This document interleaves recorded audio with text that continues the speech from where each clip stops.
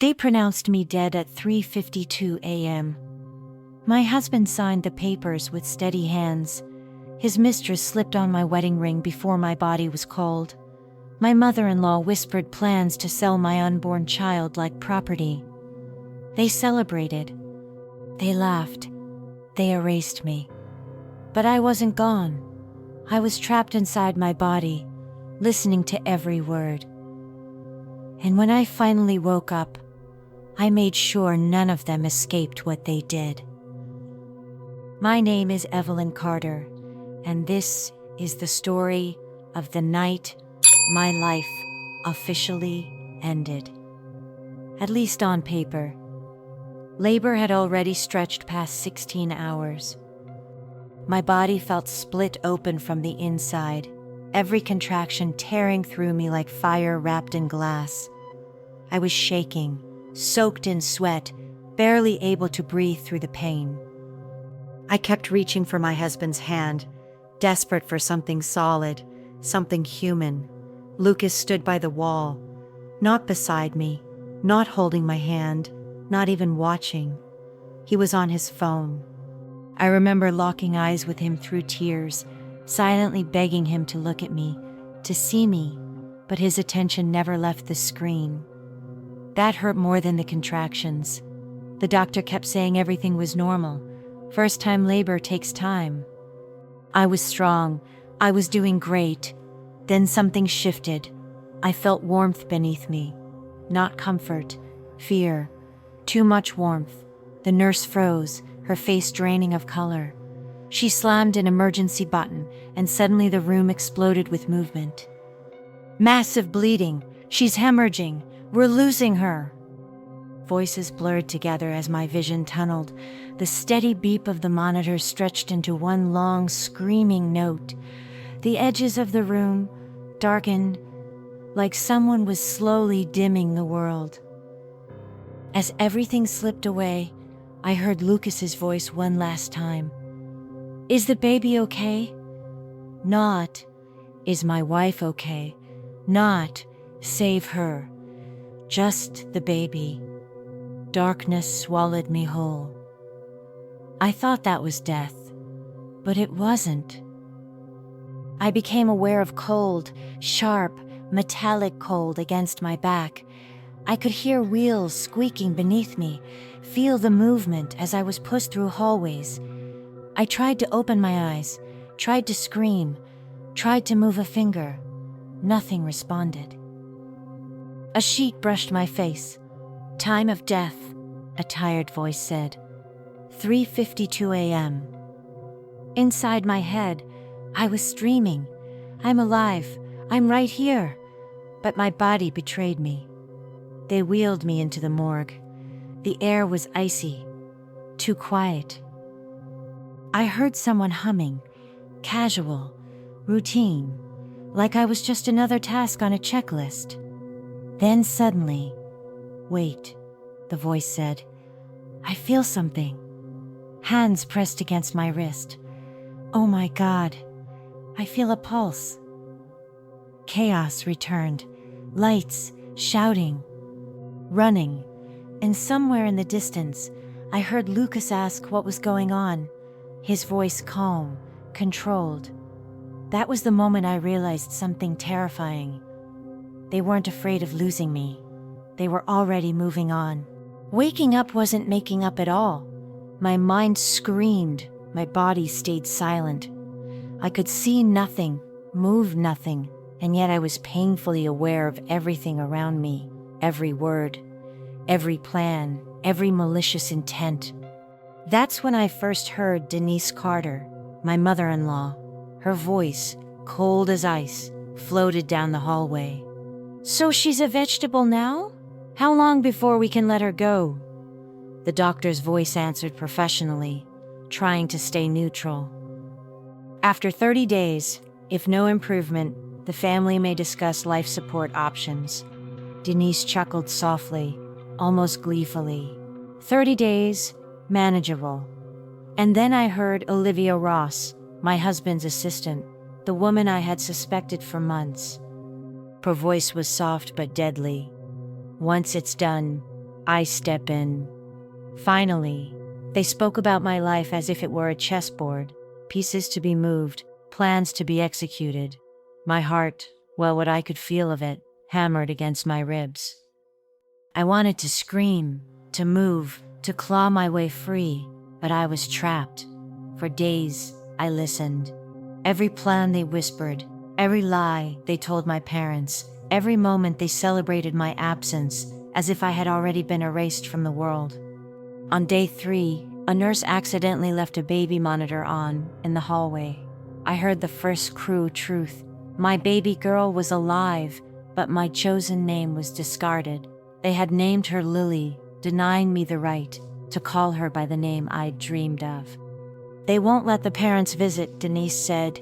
Too emotional, not on the approved list. I was invisible, watching as the life I built, piece by piece, was stolen in front of me. By day 5, I heard my father calling the hospital, begging to see me. And I heard Denise, calm and calculated, tell him I had passed. She was peaceful.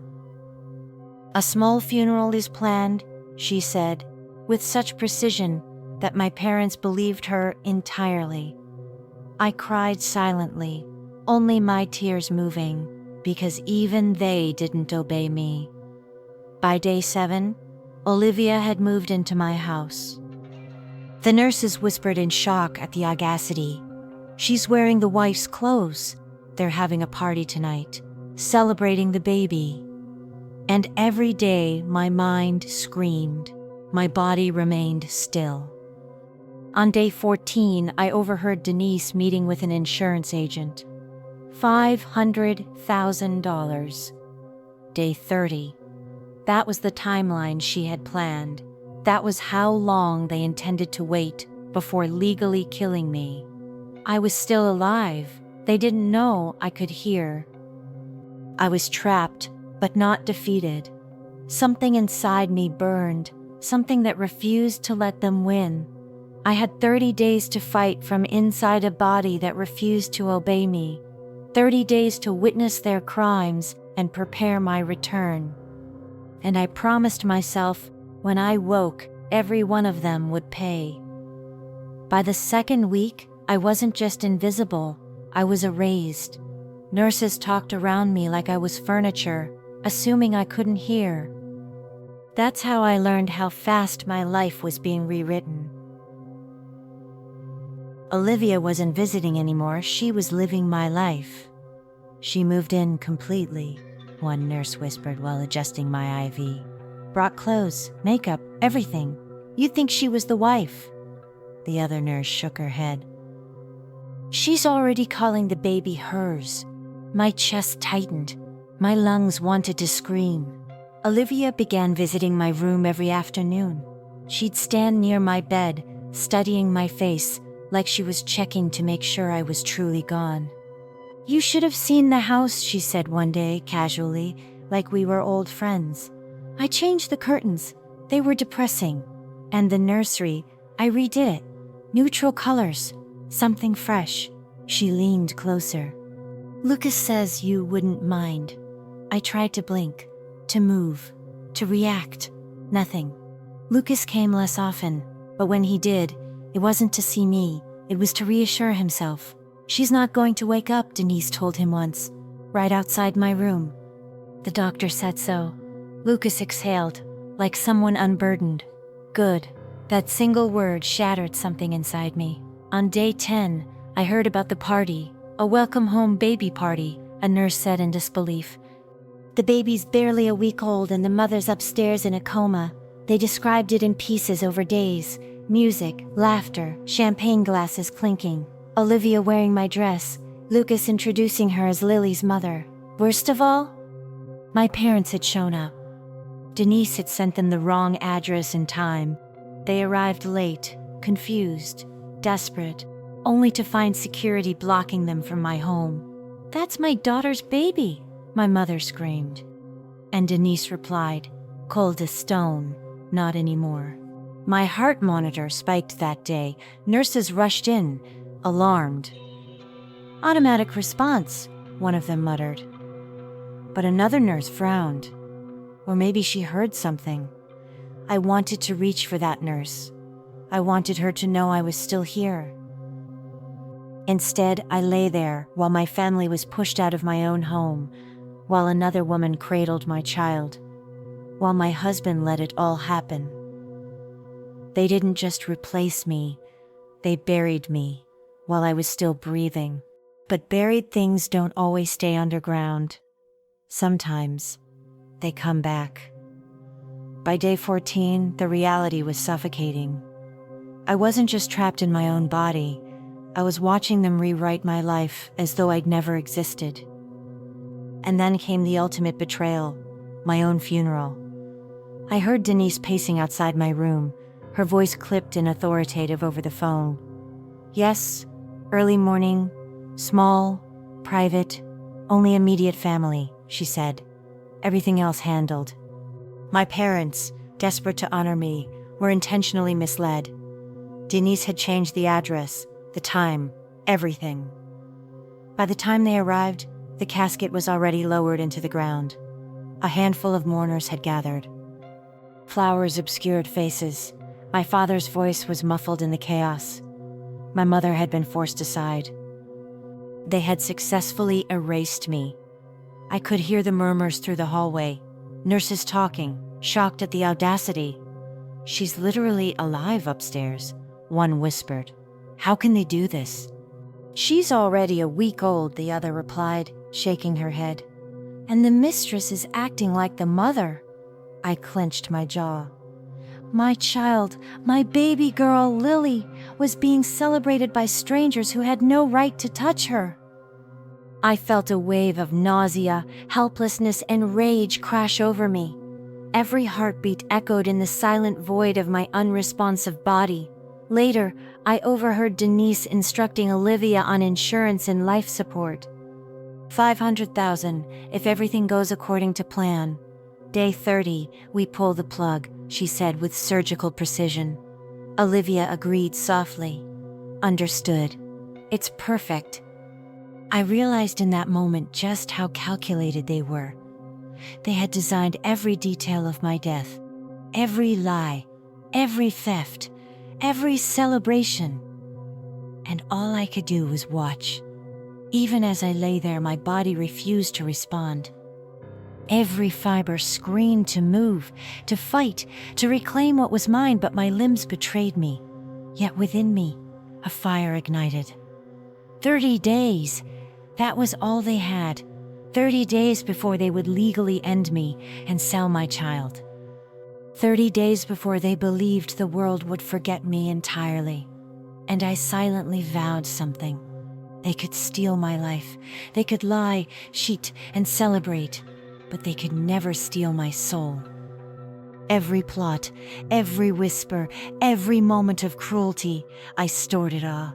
Every conversation, every detail, it was ammunition for the day I returned. And return I would, because buried things don't stay buried forever. By day 17, they stopped pretending I mattered. No more whispered concerns, no more fake sympathy.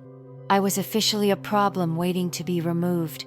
Denise visited my room that morning, standing at the foot of my bed like a judge surveying a corpse. She didn't touch me, didn't even look at my face. "She's wasting resources," she said later in the hallway. "Machines, nurses, electricity. All for nothing." Lucas agreed too quickly. The doctor said 5%. That's basically zero. 5%. That was my entire existence reduced to a statistic. I listened as they discussed logistics, paperwork, signatures, legal timing. Denise had already prepared the documents. She was organized, efficient, terrifying. Day 30, she repeated. We end it then. No delays. They weren't just waiting for me to die. They were scheduling it. That afternoon, I heard something else that made my blood run cold. Denise was meeting with a woman in the hospital cafeteria. A stranger, nervous voice, hopeful. "I heard you might be able to help," the woman said quietly. "I've been trying for years." Denise lowered her voice. There's a second baby. I felt my heart slam against my ribs. Second baby? My mind raced. That made no sense. No one had told me. No nurse, no doctor. The mother doesn't know, Denise continued, and she never will. My heart monitor jumped. Alarms chirped faintly before a nurse silenced them. The second baby has been in NICU, Denise said calmly. Perfectly healthy now. We can arrange a private adoption. 100,000 cash. I wanted to scream so loudly the walls cracked. They were selling my child, selling her like an object, like a secret that needed to disappear. Lucas hesitated this time. Isn't that dangerous? Denise scoffed. What's dangerous is 2 babies. People ask questions. Where was she? Why didn't we say anything? 1 baby makes us a tragic family. 2 makes us suspicious. Olivia spoke up softly. Your mother's right. This keeps everything clean. Clean. They called trafficking clean. That night, my body betrayed me again, but not completely. Tears streamed down my face nonstop. Real tears, not reflexive. A nurse paused while checking my vitals. She stared at my face, frowning. These aren't automatic, she whispered. For the first time in weeks, someone looked at me like a human being. I needed her to notice, to question, to listen. Because now it wasn't just my life on the line, it was my children's. And I would burn the world down before I let them take one more thing from me. Day 20 changed everything. I felt it before I understood it, an urgency in the air, voices sharper, footsteps faster outside my room. Something had shifted in their perfect plan. Dr. Nolan Reyes requested a private meeting with Lucas. I heard them just beyond the curtain. There's something from the delivery we need to discuss, Dr. Reyes said carefully. Lucas sighed, impatient. Make it quick. You need to understand, the doctor continued. Your wife delivered twins. The silence that followed was so heavy, it felt physical. Twins? Lucas whispered. That's not possible. It is, Dr. Reyes replied. During the hemorrhage, the second baby was delivered during emergency intervention. She was premature and required NICU care. She's stable now. My heart felt like it might explode. I had carried 2 babies.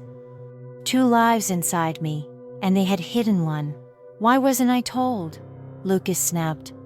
We attempted to inform you multiple times, the doctor said calmly. You instructed staff not to involve you unless absolutely necessary. Lucas said nothing. Only essential staff know, Dr. Reyes added. The second baby hasn't been named yet. We were waiting for parental consent. Don't tell anyone else, Lucas said suddenly. No one. The doctor hesitated. Mr. Carter, this is your daughter. I said don't tell anyone, Lucas repeated. I need time. When he left, he didn't come alone. Denise and Olivia arrived less than an hour later. I heard the fury in Denise's voice before I heard the words. 2 babies? She hissed. How could you not know? I didn't, Lucas stammered. I swear. This ruins everything, Denise snapped. 1 baby is manageable. 2 is exposure. Olivia asked the question they were all thinking. So what do we do? There was a pause. Long, calculated, terrifying. We eliminate the problem, Denise said. My heart monitor spiked violently. Eliminate, Lucas echoed weakly. The second baby, Denise clarified. Private adoption. Cash. No paperwork. I already have someone lined up. You mean sell her? Lucas said. She's not your daughter, Denise replied coldly. She's a liability. I was screaming inside my skull. Nurses rushed in, checking my vitals, confused by the sudden spike. One of them, the same nurse who noticed my tears, looked at my face again.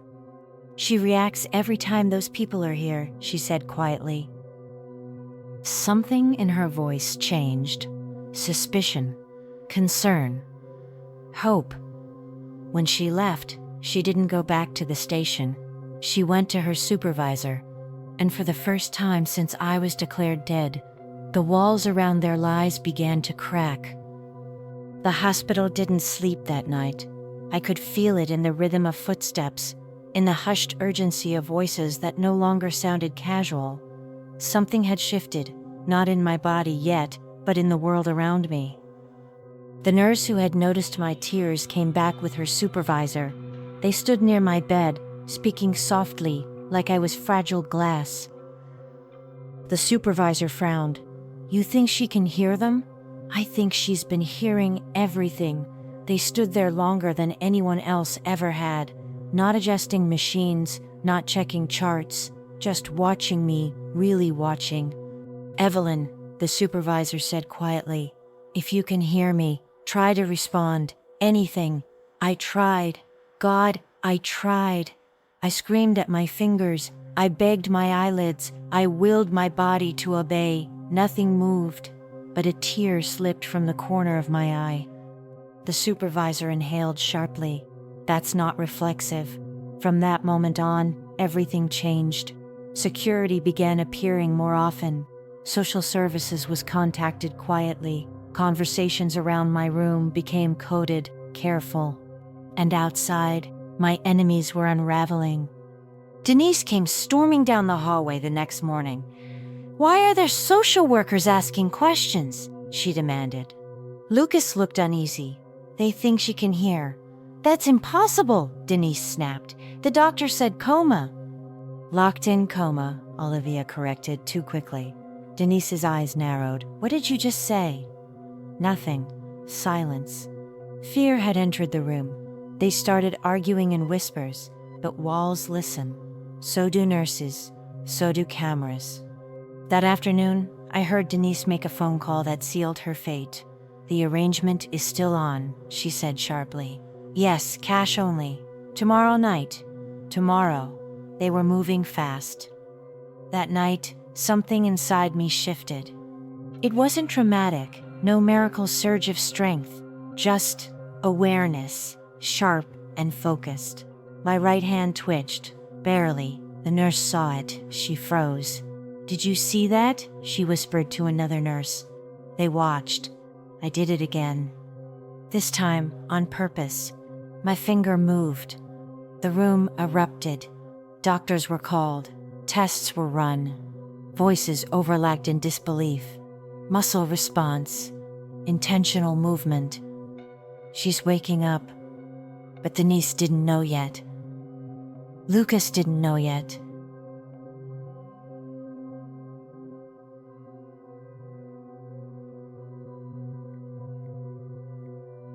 Olivia didn't know yet. They went home that night believing I had hours left. They believed their secret was safe. They believed I was still trapped. They were wrong. Because after 28 days of silence, my body was finally listening. And when I woke up, I was taking everything back. The night of day 29 was unnaturally quiet. The machine still hummed. The lights still flickered softly. But something inside me was different, awake in a way I hadn't been before.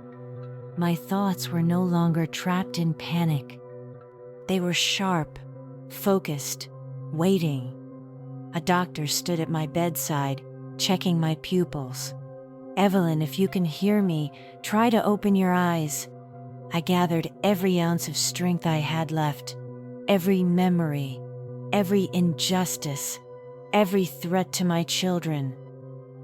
My eyelids fluttered. The room froze. "Again," he whispered. I did. This time my eyes opened. Gasps filled the room. Someone ran for Dr. Reyes. Nurses crowded in disbelief. "She's conscious," one of them said. "She's really conscious."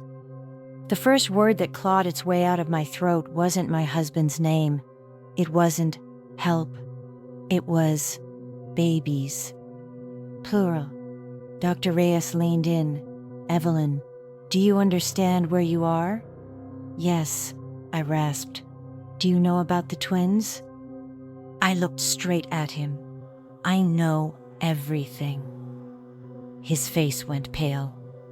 The party, I whispered. The lies. The plan to pull the plug. The adoption. The money. Each word came easier than the last. I heard it all. Within minutes, the room transformed into controlled chaos. Social services, hospital administration, security, phones ringing non-stop. My parents were called. When they arrived hours later and saw me sitting upright, awake, alive, I had my father gathered to another seat and say he was acting by his face. My mother collapsed to her knees. My father caught her, both of them sobbing like the world had split open. They told us, "You were dead," my father whispered. "We buried you before you see, but no one can see." "I know," I said. "I heard her tell you." Everything spilled out after that. Every whispered conversation, every crime, every name. The social worker's hands shook as she took notes. "This is criminal," she said. "Attempted murder."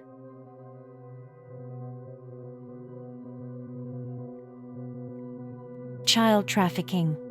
Fraud. There's more, I said. Before I was pregnant, I had suspected Lucas was cheating. I had updated my will. Custody to my parents, assets locked in trust. Lucas would get nothing.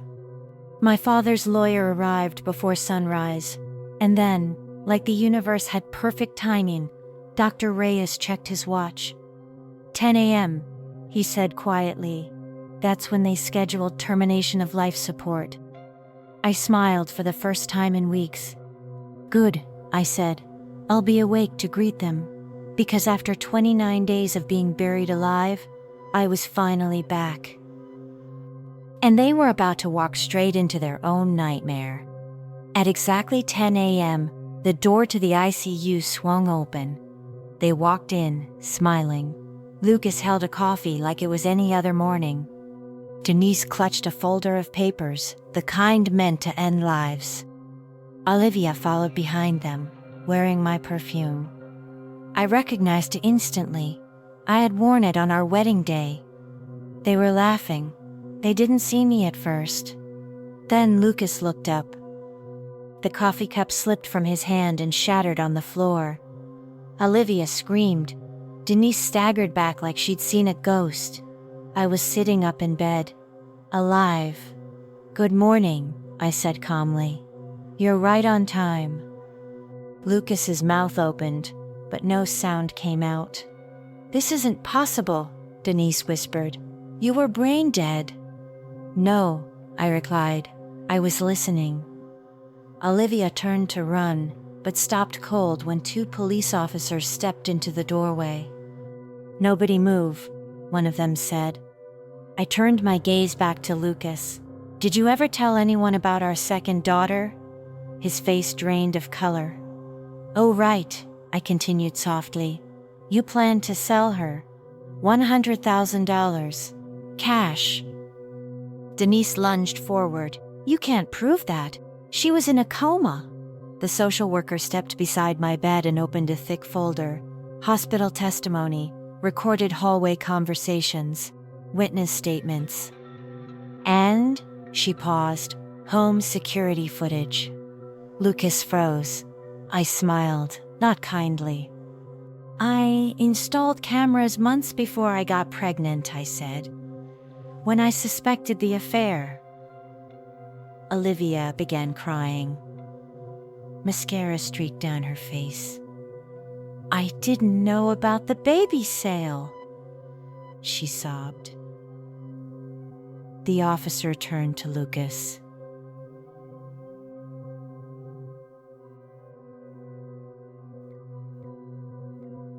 "You're under arrest for attempted murder, child trafficking, fraud, and theft," Denise screamed as they cuffed her. "She's lying! She's manipulating you!" "And you," the officer said to Denise, are under arrest as an accessory. My parents entered the room then, my mother carrying 2 babies, Lily and Nora. I reached out, tears streaming freely now, as they placed one child on each side of me. "They're both mine," I said firmly, "and no one is taking them." Lucas looked at me then, not with love, not with regret, but with fear.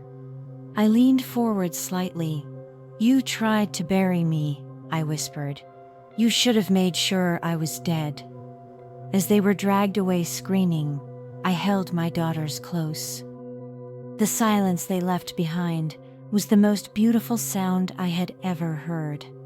3 months later, I sat in a courtroom holding both of my daughters, listening as the judge read out the sentences that closed one chapter of my life forever.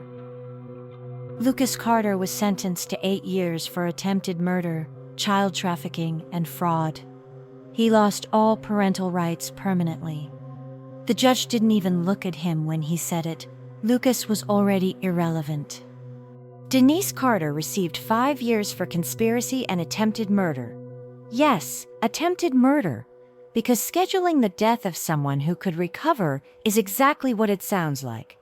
Olivia Ross was sentenced to 3 years as an accomplice. She cried the entire time. I felt nothing. Justice didn't feel loud or dramatic. It felt quiet. Final.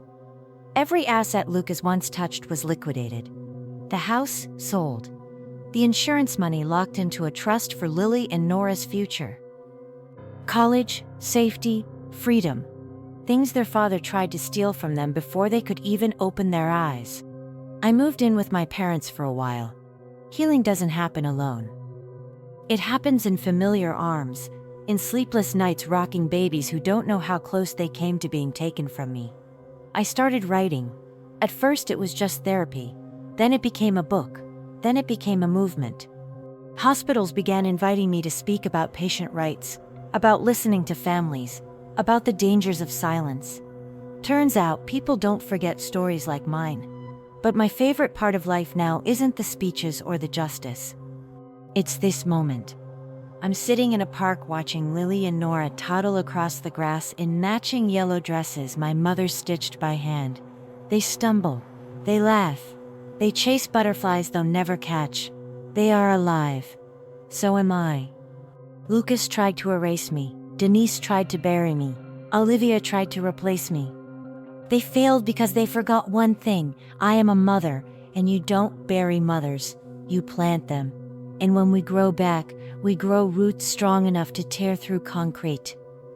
My daughters will grow up knowing their mother fought for them while trapped inside her own body. They'll know that truth always finds its way to the surface, that karma is patient, and that evil always overplays its hand. As for me, I'm exactly where I'm supposed to be. Alive, free, victorious. They wanted me dead. I came back for everything.